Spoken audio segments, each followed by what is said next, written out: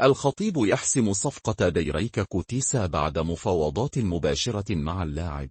في تحرك سريع وحاسم، نجح السيد محمود الخطيب رئيس النادي الأهلي المصري في إقناع اللاعب السويسري ديريك كوتيسا بالانضمام إلى صفوف القلعة الحمراء خلال فترة الانتقالات المقبلة، وذلك بعد مكالمة مباشرة بين الطرفين. وبحسب مصادر مطلعة، فقد علم الخطيب بدخول نادي بيراميدز في مفاوضات رسمية مع اللاعب كوتيسا لضمه إلى صفوفه، وهو ما دفع رئيس الأهلي للتحرك فورا والاتصال باللاعب لعرض فكرة انضمامه إلى بطل إفريقيا. وخلال المكالمة، استفسر السيد محمود الخطيب من كوتيسا عن تفاصيل العرض المالي الذي تلقاه من بيراميدز، ليعرض عليه الأهلي بدوره مبلغا قدره 1.5 مليون دولار إلى جانب المزايا الفنية والتاريخية التي سيحظى بها اللاعب مع الفريق الأحمر. كما شدد السيد محمود الخطيب على الفارق الكبير بين اللعب في الأهلي،